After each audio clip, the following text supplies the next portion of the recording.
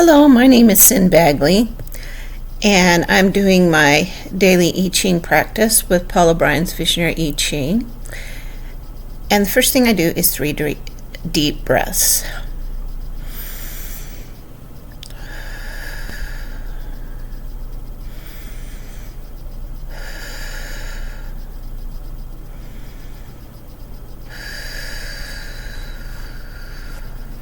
Next, I cast the coins 6 times. 1, 2, 3, 4, 5, 6. The first hexagram is number 46, which is pushing upwards.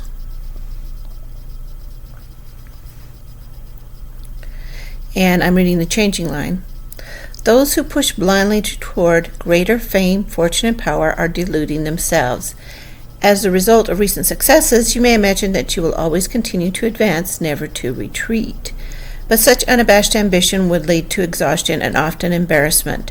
The shortest distance between where you are now and where you want to be is probably a curvy, winding path. So learn to enjoy the scenery. Okay, the second hexagram, this is what it's turning into. Repairing the damage, which is number 18. When something is rotting, it is time to repair the damage. In the world of human affairs, self-indulgence and corruption grow like weeds in an untended garden. They must be faced squarely and rooted out through bold action. Eliminating corruption and the sloppiness that leads to it is an ennobling human enterprise as it clears the way for fresh new beginnings. Such repair efforts ultimately lead to supreme success. This is a time to be lean and efficient. The weeds must be rooted out before the whole garden is lost.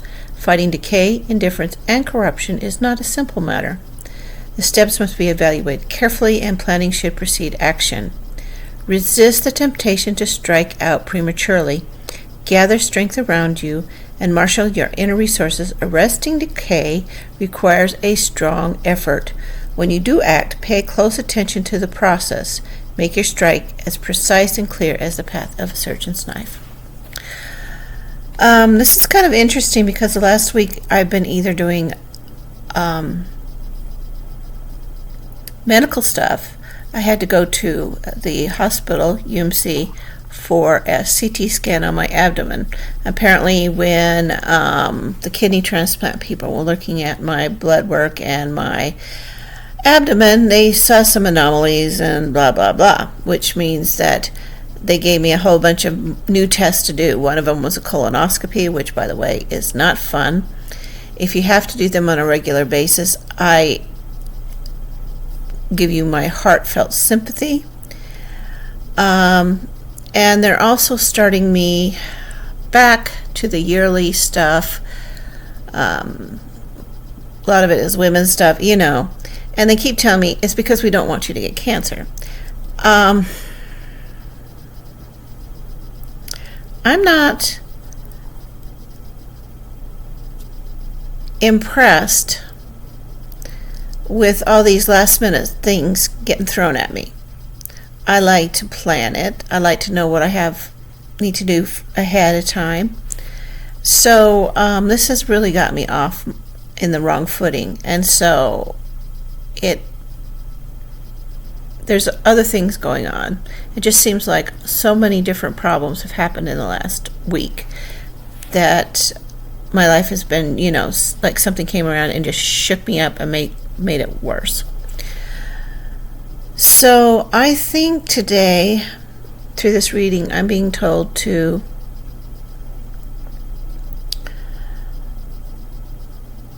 do what I can, clean up what I can, but before I do any of this stuff, I need to plan what my plan of attack is. I need to really know what the next step is.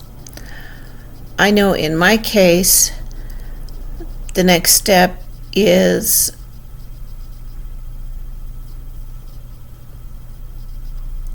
going to the next doctor and talking to the next doctor. And at least when I talked to the kidney transplant people, they at least told me they wanted to do a certain test yearly. Now, they hadn't told me that before. I thought it was supposed to be a test that happened every 5 years. So I was not very pleased with that. So I don't know if you've ever gone through the process of having to do a major surgery, or if you're listening to this and have ever had to do a major surgery that deals with a transplant. It just seems like there is obstacle after obstacle, and some of it feels like it's unneeded.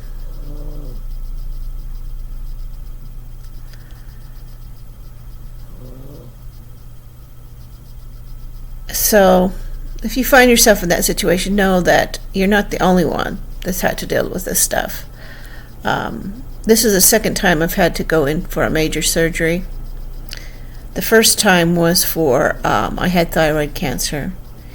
And I was fortunate because I found the cancer so quickly that it was only small. But I ended up losing half of my thyroid. And it was quite a few weeks before I actually felt good again. Anytime you deal with a trauma to the body of that nature, it does take a while to start feeling better. So it looks like today it's going to be a lot of work, but know that every day that you wake up and is a good day. Every day that you wake up is a great day. And I am learning to be grateful for every day that I have. And I hope you are too.